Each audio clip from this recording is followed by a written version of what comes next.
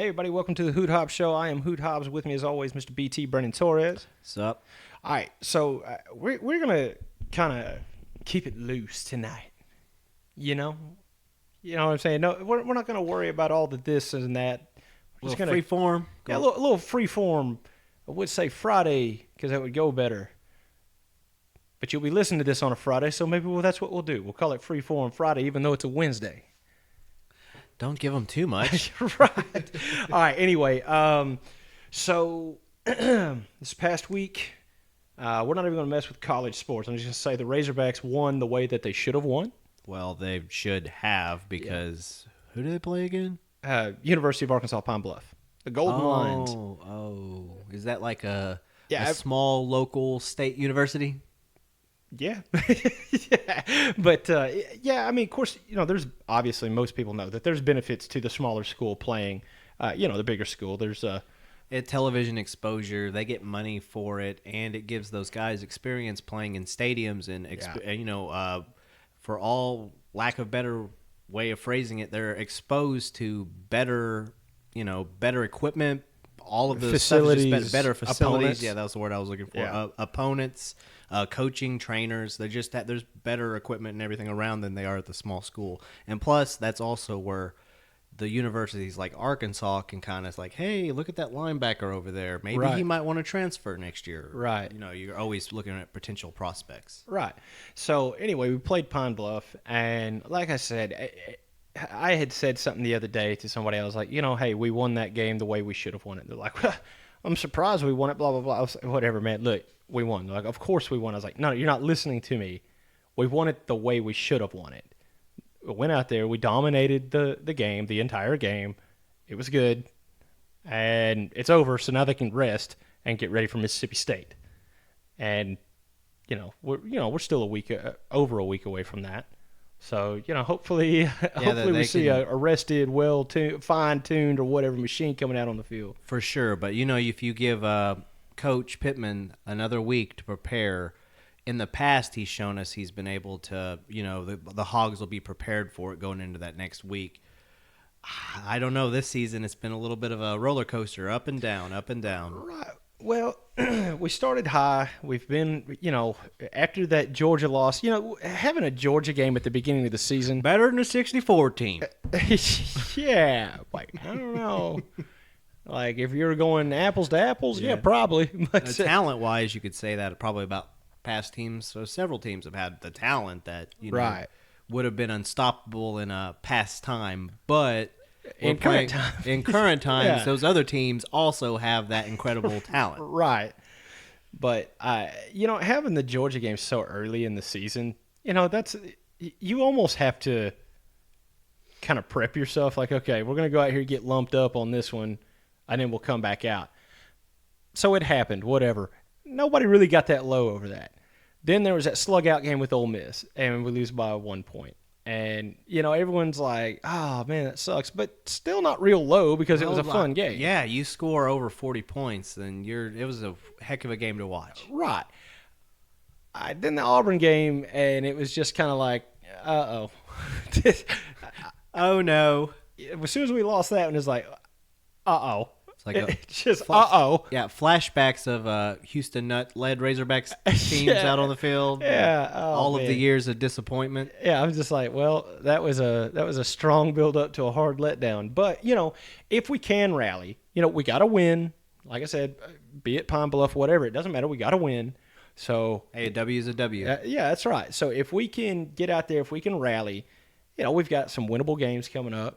So let's just get to a good bowl game, and that's the plan. That's the hopeful. Because if you recall, you even said it yourself on this show at the beginning of the football season that all expectations, this was a rebuilding season for the Razorbacks. Right. Yeah, and it is. And last year was a rebuilding season, but it was a short season. Everything from training to the actual season itself, it was short. Yeah, and it was kind of weird because there were games getting canceled left and right. Because people our bowl game got canceled. Yeah. TCU canceled. TCU? Is that right? All right. So, yeah, I mean, I don't know. I think we could rally, and we could get a good bowl game, and we could have a respectable season. and just kind of keep building momentum. Hey, as long as every year starts getting better, hey, we're still not 2-10. Well, yeah, they call it progression for a reason. If you can see that the team is getting better each year and that more and more of the ingredients are falling into place with the players and the coaches have time to implement their schemes and their staff and everything is starting to flow, then you'll probably start seeing that. It's just in Arkansas's history since Petrino, we haven't really had time to let anything good blossom and build, but that's because our options have never really given us much to hope for the future. Right. Yeah, I agree with that. Another thing, though, that you got to think it has to be in the head of players, staff, all that kind of stuff is, like, you always heard I guess it was the Brett Bielema era came the uncommon loyalty slogan for the Razorback football, or I guess for the Razorbacks in general, but I'm like, it's not really all that uncommon, though. Like, if you're winning, like, everyone is a diehard Razorback fan. And once you start losing, everyone wants the coach to be fired. And because it's, we're not willing to say, oh, you mean to tell me we can't go from 2-10 to national champions in 1 year? That's crazy.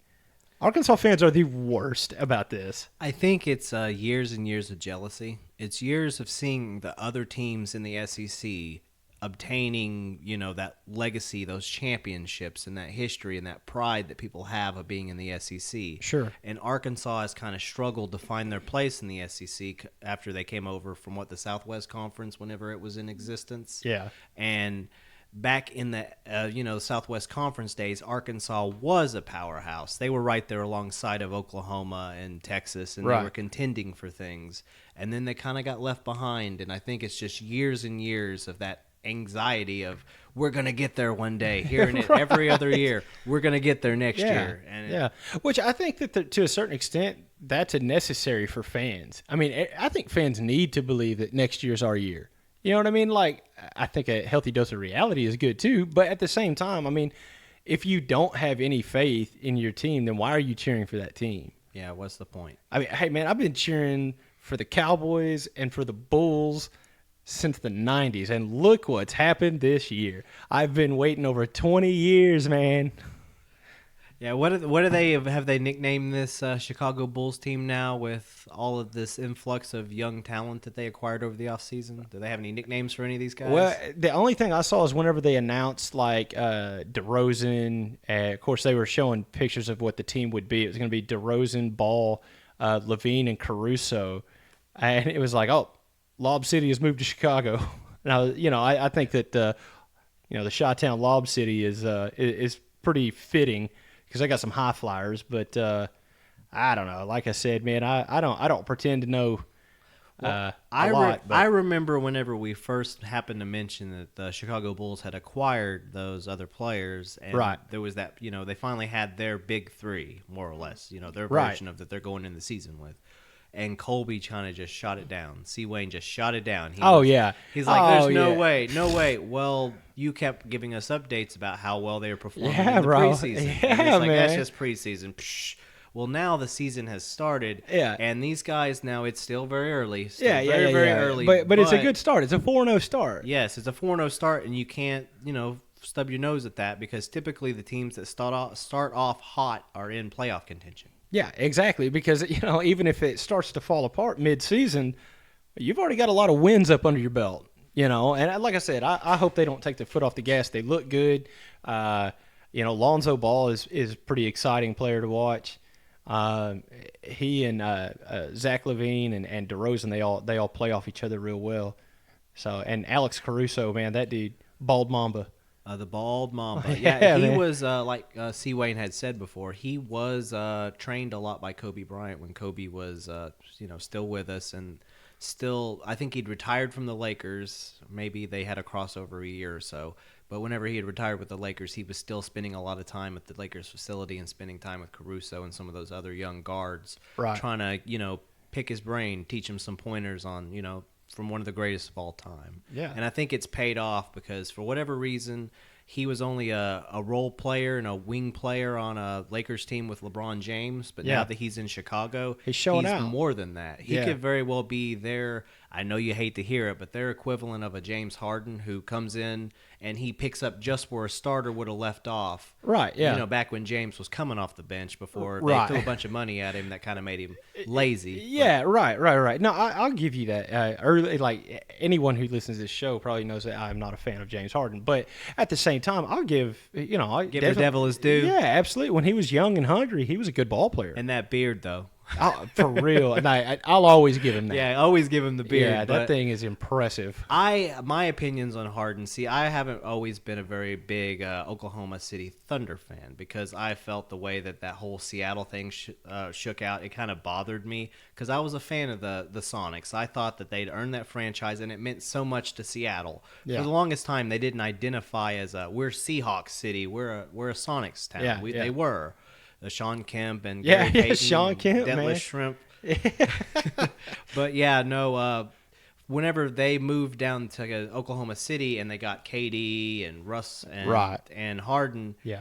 for some reason I never liked Harden. I don't know why. I could always give him his credit as being a great player, great off the bench, sure. great scorer. Yeah. If I'm going to give him any description, he's a scorer. He's unbelievable at scoring baskets. Yeah. I feel like once he left Oklahoma City after they had failed to win that championship where they came so close and he was given the big money. Mm-hmm.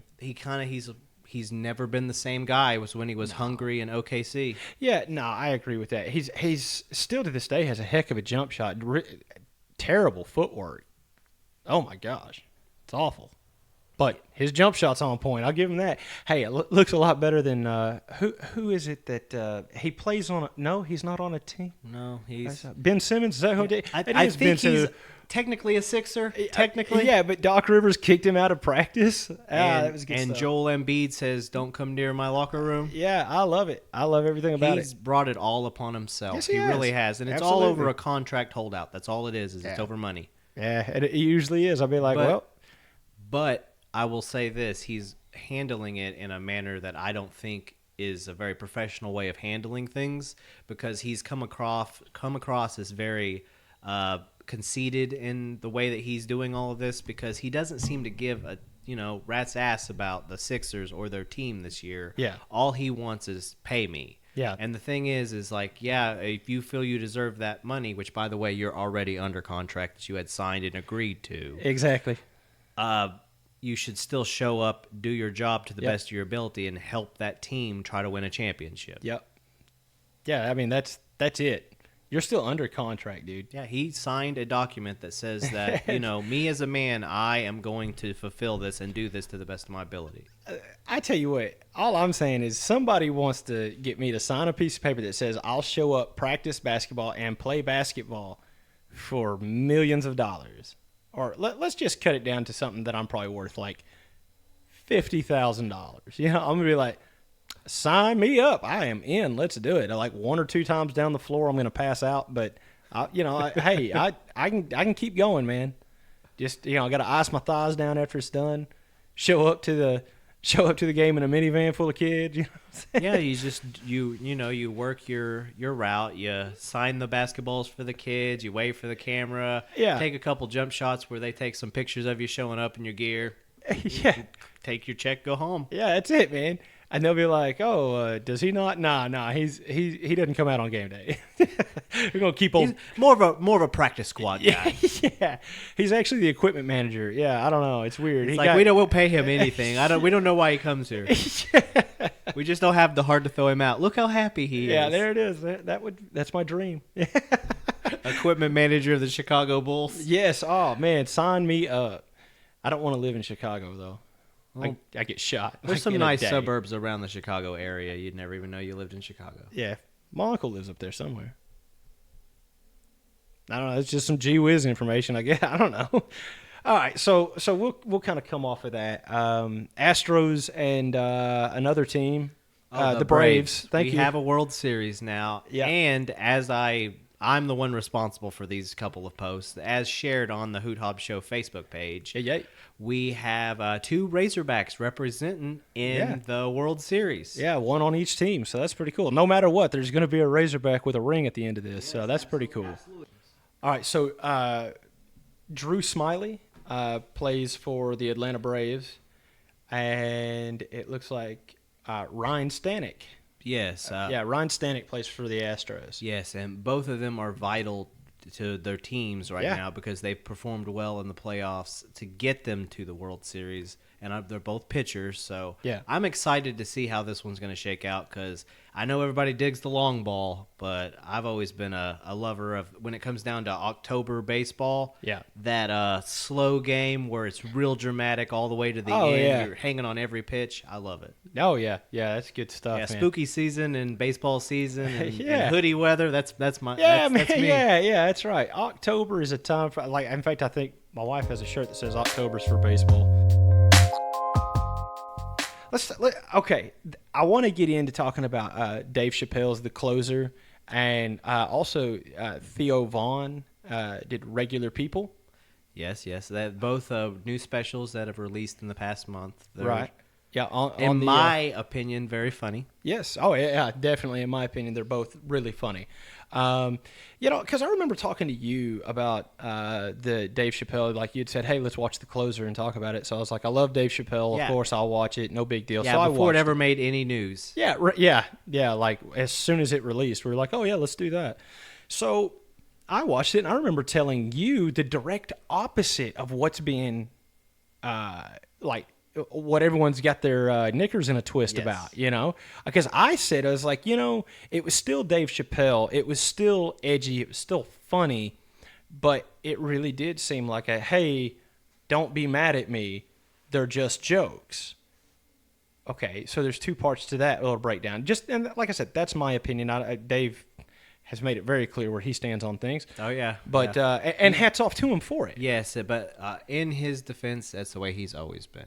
Right, yeah. He has always, if questioned on something, if he doesn't come to the conclusion that he was wrong in his own, comes across it on his own, Right. he usually does kind of give him the F you, I say what I want, and Yeah. I meant what I said. But that's the whole thing though that I'm wanting to get into, and because there was a group of not necessarily trans people, but trans activists, I guess you could say. It worked at Netflix, and there was like 12 people, and they were like, "We're going to protest this," and so like 12 people walked out, and the CEOs at Netflix never knew anything happened, and like I saw some of the videos from this, right, and I don't know, like how I am about things, and I don't trust anything that any news source tells us. Yeah, no, if you don't come across it on your own as like raw video that someone posted to Right, YouTube, yeah, it's got somebody's opinion on it, you're like, I don't want to watch that. And it was like counter protesters clash with trans activists and violence, blah blah blah. So the video I watched was one of these protesters, and there were quote unquote counter protesters. Mm-hmm. It was three dudes holding signs that said like "jokes are funny" and "we love Dave," and I don't know, it's another sign said something, whatever. So anyway, one of these activists tears his sign up, rips it down, everything. And he's holding a little stake that his sign was on that said like "we love Dave" or whatever. And this woman backs off and starts screaming, "He's got a weapon, he's got a weapon." And there's cops around, you know what I'm saying? Like, especially in the volatile times we live in. Right, especially with protests of any sort or anything is always so, they're just one spark away from setting something off, and that could include a police officer mistaking the situation. Yeah, exactly. So Not excusing police officers, but at the same time. No. Okay, look, man. So this is easy for me, okay, because I used to be a cop, okay. The split-second decision that takes an eternity, and there's multiple, okay, and it's usually all in one fluid motion. You have to make the decision, do I pull my gun? Is this person a big enough threat that I need to unholster my firearm? You make that decision, you've got it out. Then you have to say, where's this threat? How crucial is this threat? And caught in the action, I've never been in this situation.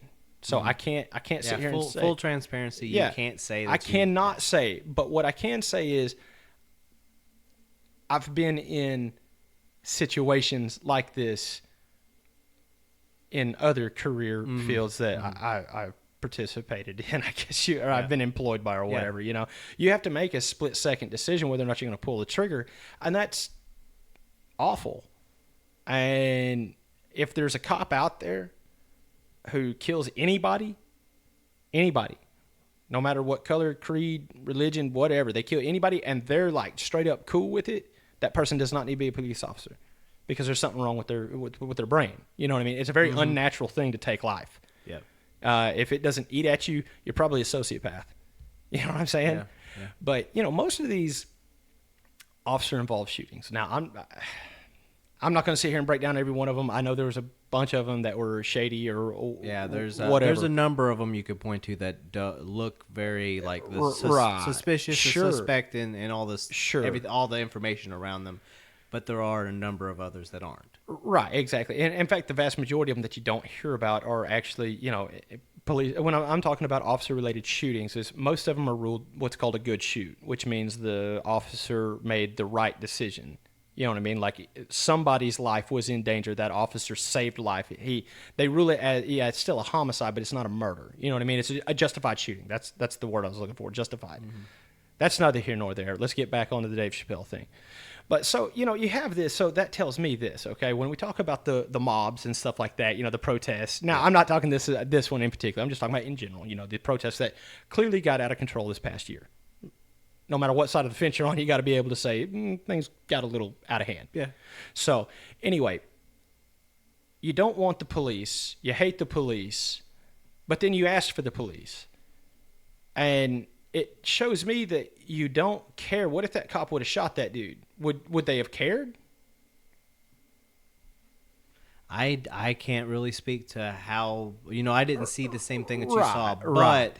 And even if you did, you didn't see it through the same eyes I did. It's true. But I can say that you are right, though. If they were willing to put somebody else in jeopardy or in a situation where their life could be taken due to a lie, well, that type of a person really is kind of a hypocrite with what they're protesting against in that case. Because if they're protesting nonviolence... Right. Because, words are violence. Yes. You know what I'm saying? That's been a big thing. So that kind of brings me back to Dave Chappelle. Dave Chappelle, from what I understand, is very, from what's being portrayed right, or posted about him right now, he's very anti-trans. And, the comedy special I watched was not anti-trans. You know what I mean? It wasn't. But I'm from the generation that comedy, there was nothing sacred. Yeah, there was nothing that was too hot or too political or too soon that they could make a joke about it. I mean, they were making jokes about Steve Irwin's death the week after it happened. Right. Saturday Night Live did a sketch about Dick Cheney shooting that dude on a hunting trip the weekend or maybe 2 weekends after it happened, But you know what we all did as Americans? We all laughed. Even if we shouldn't have, we all laughed. My whole point is this. Comedy is comedy. You know what I mean? I don't know if you've ever heard this before, but okay. The equation for comedy is tragedy plus time equals comedy. And if you think about it, it's kind of true. You know what I mean? There are some things that are sacred that people don't touch, but I don't know. All this, basically, Dave Chappelle said it really well. And this isn't a direct quote because I don't know his exact words, but he did say, he's like, if you want to be, live the way you want to live, whatever, to what degree do I have to participate in your self-image? Mm-hmm. And that's where I'm at. I'm not going to go intentionally try to start something, you know what I mean? But at the same time, I know what I know. You know what I'm saying? Does that make any sense?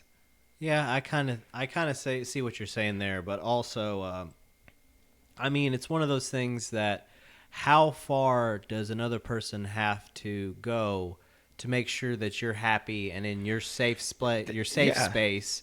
That's what I'm getting at. At the expense of their own lives, because at the same time, we are supposed to be free, loving Americans that can do what we want under the laws of that we abide by the laws of the country. Right. Yeah, exactly. And so if no one's trying to stop you from doing whatever it is you have I'm talking about things that are legal and everything. You can literally do whatever you want. No one really has that power to stop you. If you want to make your living, all you do is you sell wigs that you make out of shaved cats. Yeah. You can do that. Yeah. As weird as that is, you can do that. Yeah, you can do it. And, you get your permits and everything to show that you can have a business. They will let you do that. But I don't have to go buy cat hair wigs. No, and you don't also have to, if they come into your store, you can ask them to leave. Yeah. If they're going to sit there and make a scene, you don't have to, allow them to be there on your property. Right. So, okay, so that kind of goes to Theo Vaughn, okay, and Regular People, which I watched, and that was fantastic.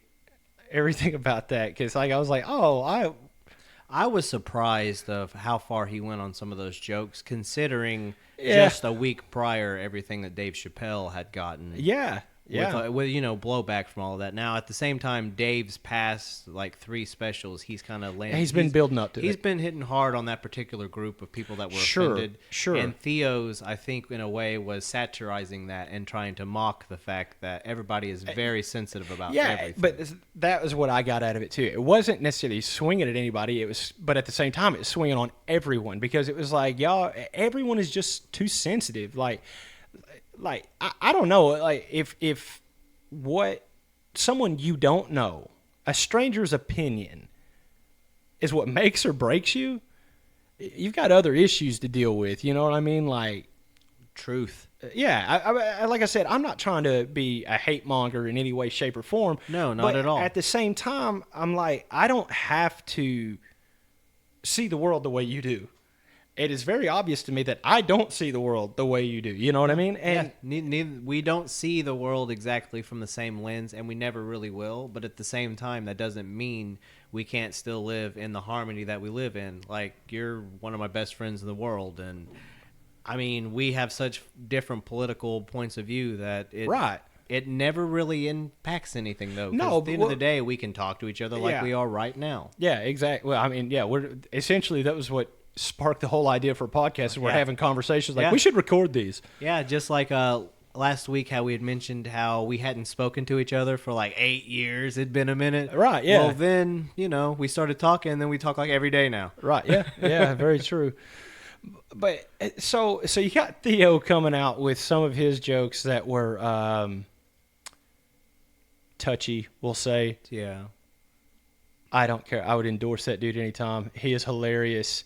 I thought it was very funny, and some of them wouldn't be I'm not his demo on some of those jokes that he was making, obviously. Yeah. But I found the humor in them. But I've been a comedy. That's something that's been an interest of mine going back to when I was a teenager. So yeah, I've always been invested in comedy, and that's all sorts of comedy. I was the guy that, while everybody was hating on Larry the Cable Guy and Jeff Foxworthy and Jeff Foxworthy and all of those, Bill Engvall and Ron White, yeah. I was like, no, you guys don't understand. Ron White is a road comic going back years. He has worked his ass off to get here. Yeah, don't you dare take this away from him. Yeah. So, well, I'm going to kind of get away from stand-up comedy just because it kind of goes with the same conversation that we're having. It feels like we're having more of a conversation about than the stand-up comedy. Is Aaron Rodgers, quarterback for the Green Bay Packers. You may have heard of him. He's a pretty decent ball player. I think the name has come across. Yeah, right. So, while they were playing the Bears, he gets a little bit into a jawing match with some fans after he runs in a touchdown and tells them, he's like, my entire career I've owned you. And as well, facts. Yeah, I know everyone's upset. I was like, well, I mean, I don't know. Y'all scoreboard, guys. Look at the scoreboard. Has he ever lost? What are you going to do? Has he lost to the Bears? Mm-mm. I don't think so. No, but the point is this, and the point he makes is really cool because he says, I'm not a part of your woke cancel culture. He goes, I'm not going to play the game. I don't want to participate in it, because he makes a good point, man. What's cool, or what's a part of the fun of sports is a little bit of trash talk. I mean, it's always been a part of every game. Didn't the Michael Jordan Last Dance documentary last summer, when it released, really focus on MJ's incredible ability to talk mad trash to every single human being that ever, including his teammates, yes, that ever tried to step to him on a basketball court. Yeah. I watched film, just this past week on YouTube. It was an old clip. I guess it was a clip from whenever he came back 2 years after he had walked away from basketball, but not the in-between where he left to play baseball. The second time. Yeah, this is the second time he retired and came back. It was someone on the Bulls. I can't remember the name of the guy, but he was talking smack about MJ. So MJ showed up to practice one day, 2 years after retirement. Mm-hmm. The guy didn't score a basket. He talked smack to him the entire time. He called his shots as he was making them. It was just brutal. And that was MJ not playing professional basketball for 2 years and doing that in the practice. Right. Yeah, so, but I mean, trash talk. Yeah, trash talk's a part of the game. Well, now everyone's wanting to like get all butthurt about Aaron Rodgers doing this, man. Like, I'm seeing more and more people that stand up to, like, I've made it very clear. The one thing politically and in the media and everything that I just can't stand is the cancel culture thing. I don't like it. I don't know. Let people say what they're going to say and just deal with it. Flip side of the same coin. I think that a big problem with cancel culture, what actually started the root cause of it, was because of what we used to call keyboard warriors, and I'm sure that's still a thing. But anyway, keyboard warriors, you'd be, on your Twitter tough. You know what I mean? Yes, yeah. Yes, I do. So, like, people have gotten so used to being able to say whatever they want through a screen and not getting punched in the mouth for it, that now, like, we just have no manners whatsoever. Like, we're just, like, human beings, as a general rule, are nasty creatures. Like, there's a vast majority, I'm sure, of good people, but the only ones that are ever in the spotlight are all these naysayers and negatives and, you can't do. Well, I'm one of those people. You tell me I can't, I'm probably gonna. In defiance. Yeah, exactly. You know what I mean? I'm that same type of personality, and I'm paying for it because my son has developed those same personality traits that if you tell him he can't do something, he's going to prove you wrong. Right. Now, while I admire that, if I tell him, one day you're too short, you're never going to probably ever make it as a professional athlete, and then he goes out there and proves me wrong, I'll be one proud papa. Yeah, but right. At the same time, right now, if I tell him to go to bed and he doubles down on the no, you go to bed, Dad. Oh, man. Yeah, I don't know. I've got one of those, too. My daughter is a jerk. I love her, and she's so sweet. Yeah. Bedtime is when she turns into a monster, though. I'm like, hey, it's time to go to bed. Oh, can I stay up with you? No, you got to go to bed. Oh, goes to bed, gets back up 2 minutes later, comes in. Dad, can I have a drink? I'm like, no, go to bed. Yeah. So she goes to bed, and she intentionally, that's the only way she could do this, she intentionally stays up for about another hour. And then she'll come out there when everyone else is in bed. I'm just like sitting in the living room. And she'll be like, Dad. I'm like, that's terrifying. What? What do you want?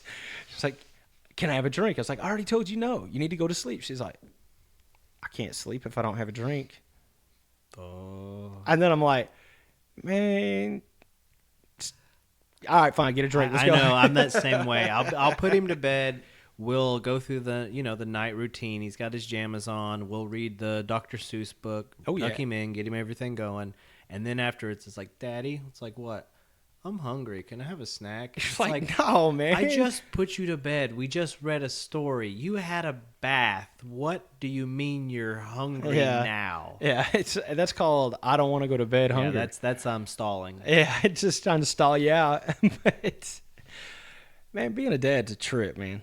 It's something that I never knew that I wanted until I became it. And now I understand everything. All of the things that I've ever heard about, you hear about once you have a kid, you'll know. Yeah. I know it now. I get it. Yeah, I do.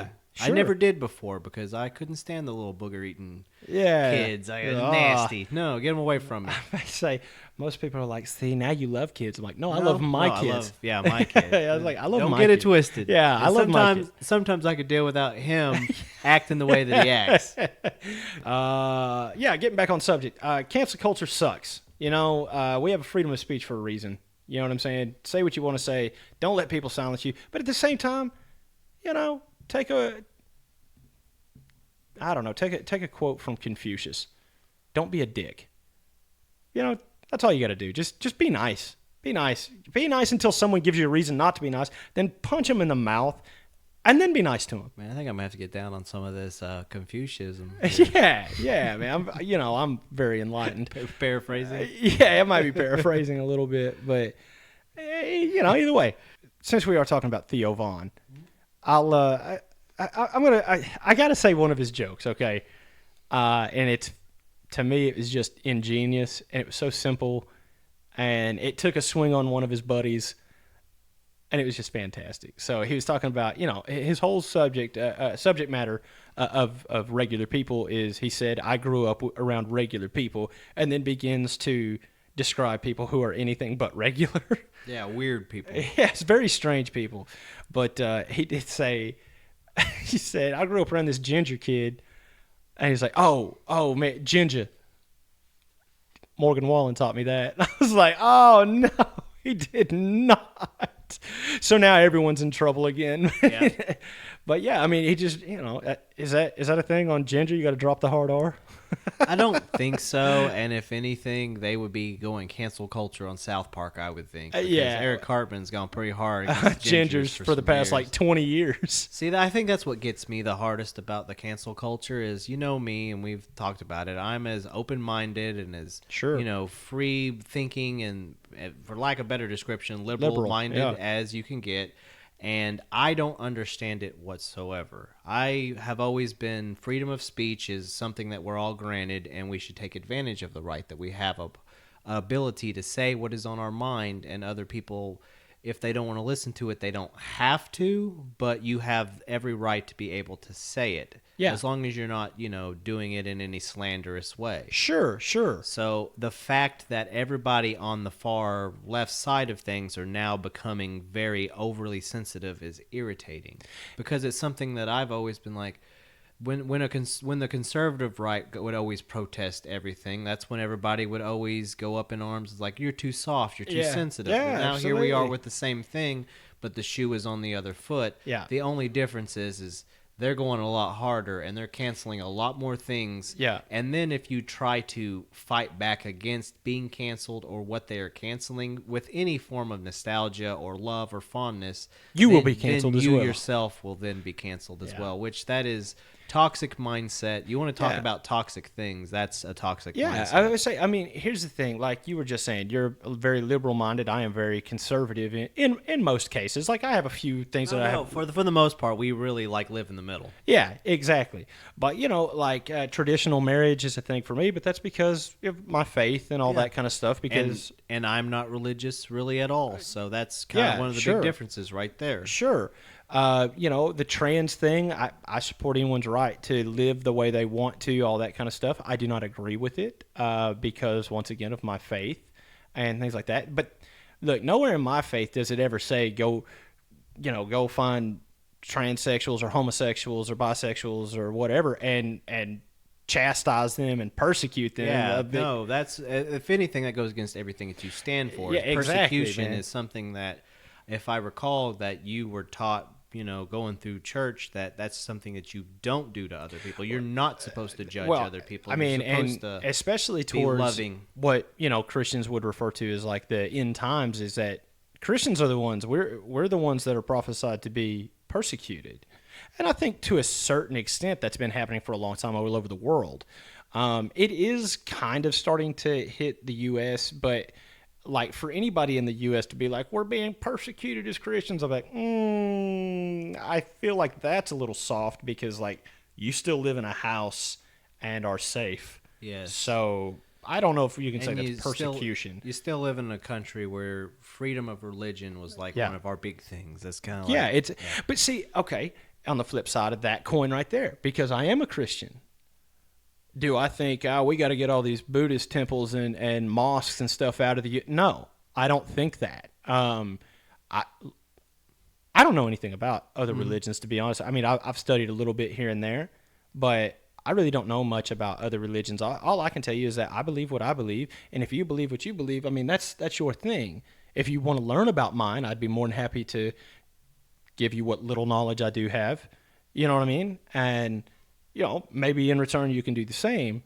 You know what I mean? Like, I just feel like at some point we got to just be like, you know what? This is all really silly. Let's just stop being mad all the time. Yeah, I think you nailed it on one of our first shows that we were talking about music, and you were also talking about lyrics, but you mentioned a quote, and I can't remember who you said the quote was from. I think it was Tom McDonald, but it was, why is everybody got to be ugly to each other? Why is everybody got to act that way? Why we got to be ugly to each other? Oh, yeah. Well, I was actually quoting a song of his that has a funny title. It's called Buttholes. Yeah. And oh, yeah, that's right. Why is everybody got to be a butthole? yeah. It's like, all we do is sit around talking mad smack on our phones. And, and basically the whole thing is he said, like, we, as a general whole, we as people, we've just been being buttholes. And it's, I think it's time we just stop. You know what I mean? I don't know. I'm just, like, at some point, I feel like you got to get tired of it, man. You got to get tired of just being upset about everything all the time. I know. Just speaking from someone who deals with a lot of depression and anxieties a lot, it is a lot to deal with all of those anxious feelings, to feel like something's wrong.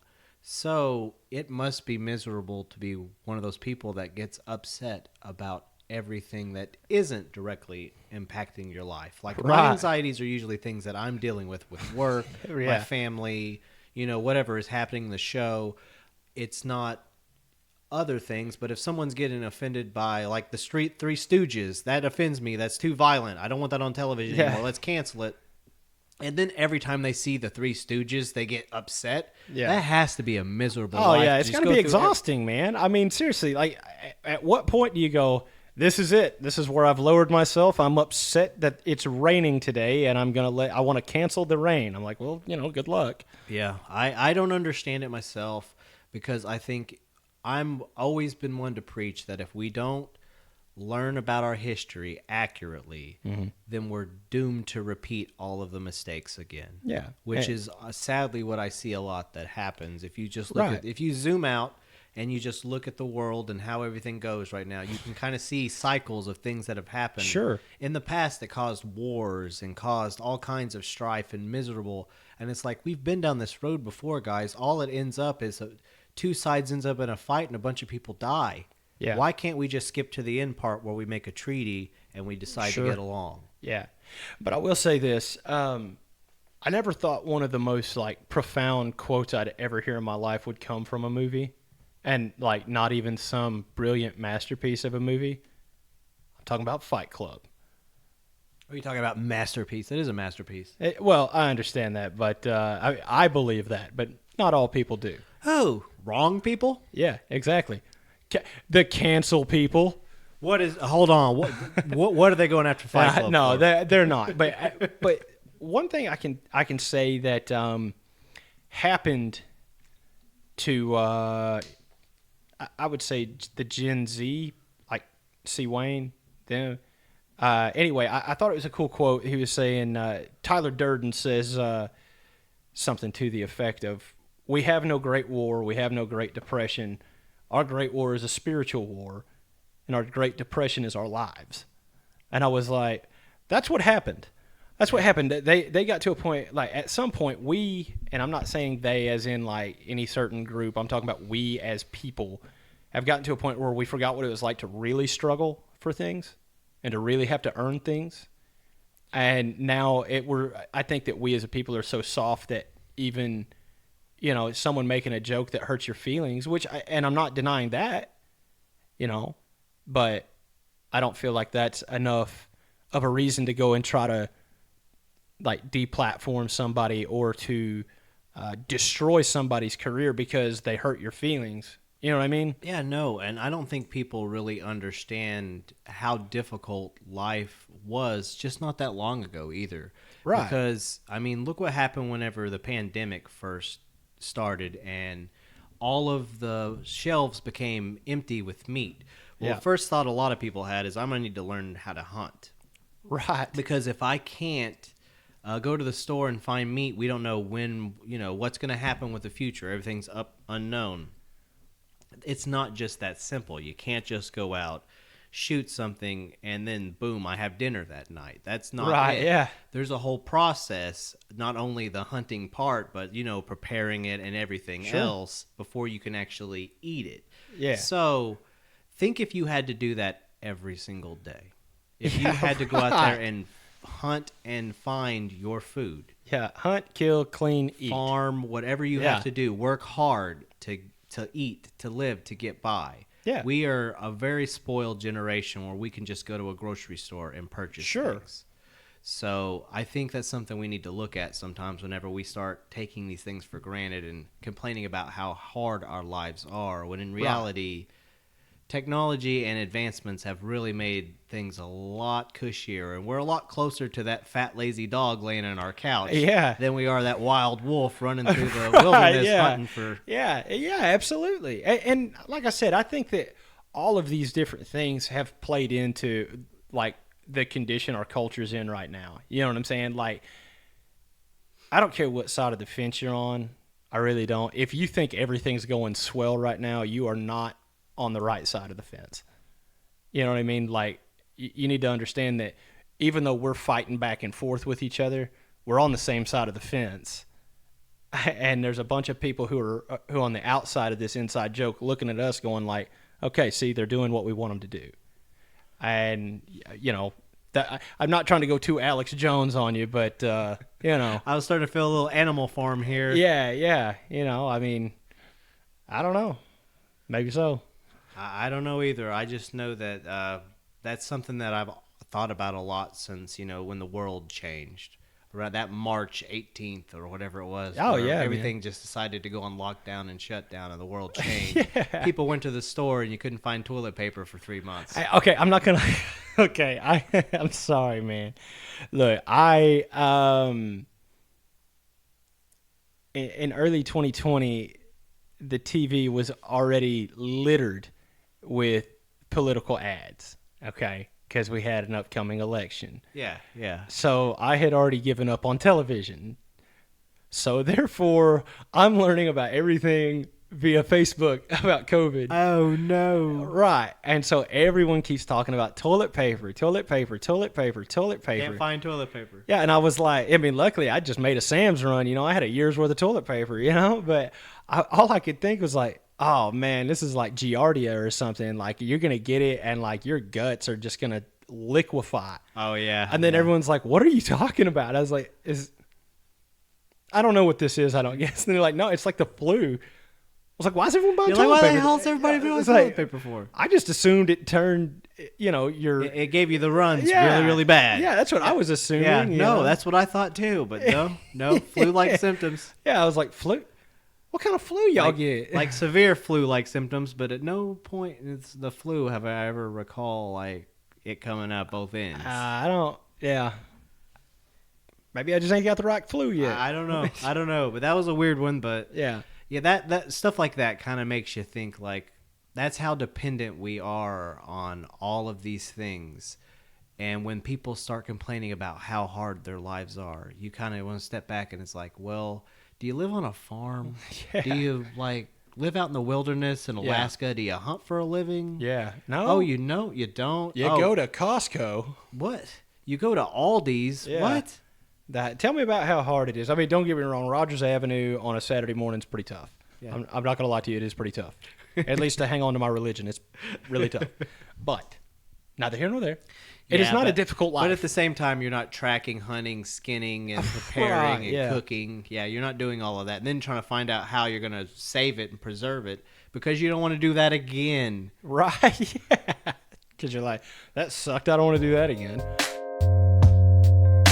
But I wanted to ask you what you thought about the Alec Baldwin Russ gun going off on the set situation. Because there's been some new stories that are now starting to come out that there was a lot of people that were protesting the idea. They're not wanting to be a part of the film because they said that it wasn't being handled well. It was kind of sloppy with how they were handling the firearms, and it's just a whole mess. And after the first day or so of that story. I haven't really looked much into it, so I'm not going to pretend to know a lot about it. But from what I understand, on the set of that movie Rust, he was handed a handgun, Yes. and it had a live round in it.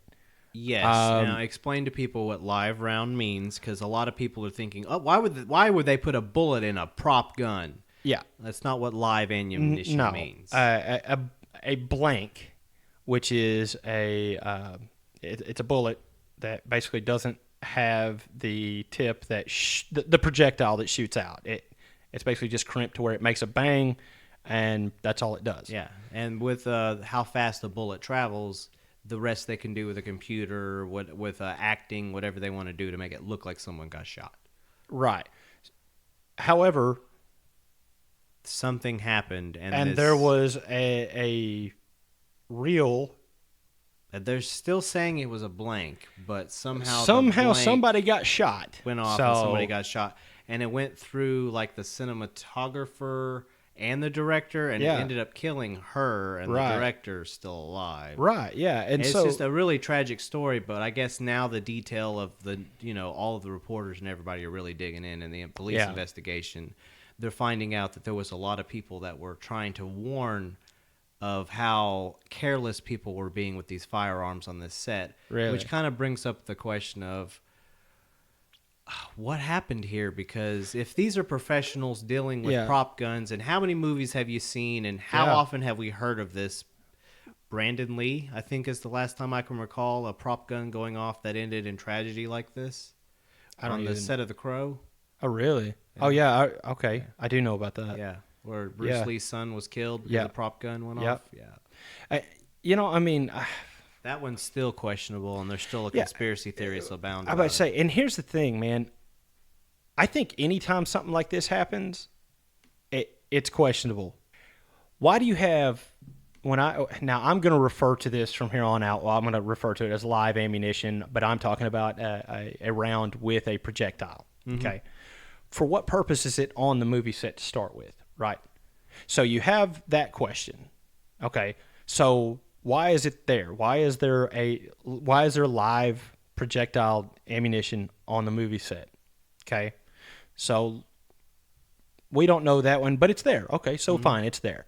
How does it get mistaken for a blank? Because I promise you, if someone showed you a picture of a blank and a picture of, a round with a projectile, you would know the difference. They look very different. Okay. So how does it get loaded into the weapon? How does it end up chambered? Mm-hmm. Especially whenever there's a person whose literally their job is to handle this gun. Yeah. So it raises a lot of questions to me. Look, I'm not going to sit here and say anything crazy, but it would take more effort for the accident to occur than it would for it not to happen. Yes. At least that's the way it would look to me. Now, like I said, I don't know. It's sounding more and more like it's just carelessness, but at the same time, where do you draw the line on the carelessness? Because that's really, really reckless when you're dealing with something as someone's life, serious as a gun. Yeah, I'm about to say, as dealing with someone's life. You know what I mean? Because you point a weapon at anybody, as you're taught that you don't point a gun at something unless you're intending on shooting. Yeah, don't point it at anything you're not willing to put a hole in. And I made a living with firearms for a long time. I still own firearms responsibly. You taught classes. Yeah. Oh, yeah. At least I was a firearms instructor. Have I ever dealt with an accidental discharge? Yes, I have. By my own fault. I was being careless. Now, no one got hurt, luckily. But I mean, it's a real thing, and it does happen.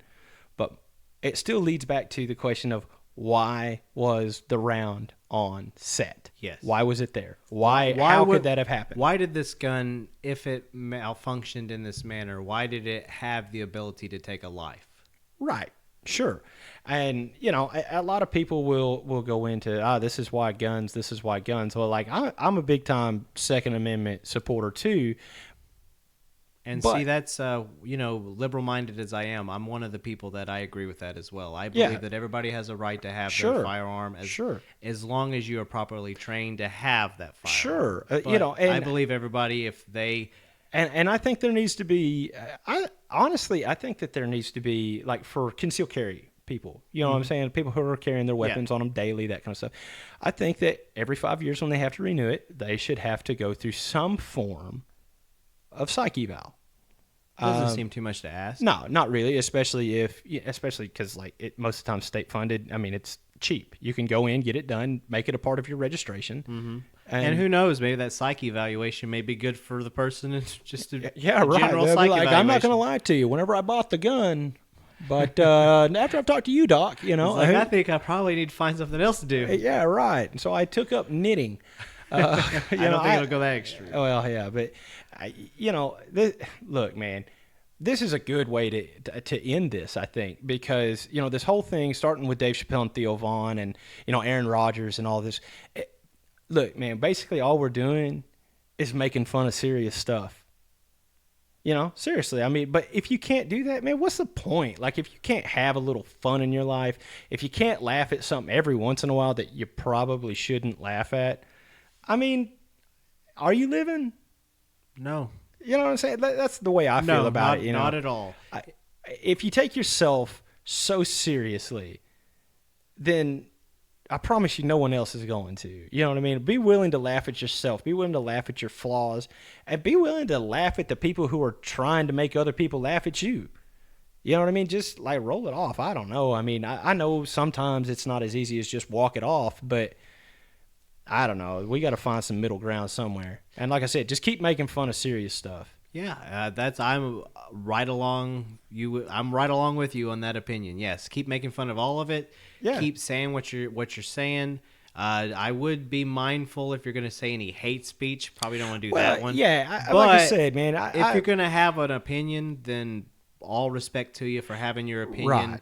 It's just don't hate on somebody else for having a counter opinion. Yeah, sure. If you want to be able to be that open and honest and free, you got to deal with it coming back at you. You have to deal with it coming back at you because that's the country that we live in. God bless it. That wouldn't be any other way. Yeah, that's right, man. Hey, look at us, man. Changing hearts, changing minds. One pod at a time. Yeah, man. Some good pod. Good pod. All right, man. Well, I tell you what, man. Let's wrap it up. Hey, everybody, find us on the socials. At this point, if you don't know what they are, I'll tell you again. It's Twitter. Just type in the Hoot Hob Show in Google and follow. And follow it on everything, and then go on your podcasting platform. Do the same thing. Yeah. The Hoot Hob Show. And subscribe it. And then download some episodes, enjoy yourself. Yeah, if you see something in our Facebook feed that you don't agree with, heck, post on our page. You have the ability to do that if you like our page. If you see something that you want us to talk about. But don't say anything that's going to get me triggered. Oh, come on. I'm sorry. You can say whatever you want.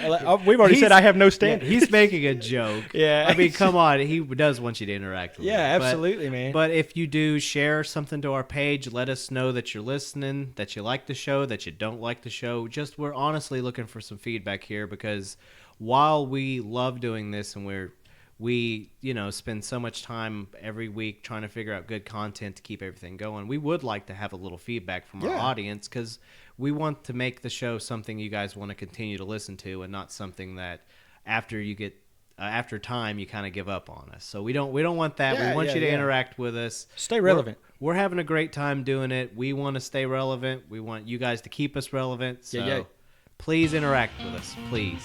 Yeah, man. So subscribe, download, follow, all that good stuff. From myself, Hoot Hobbs, and from Mr. BT, we bid you good night.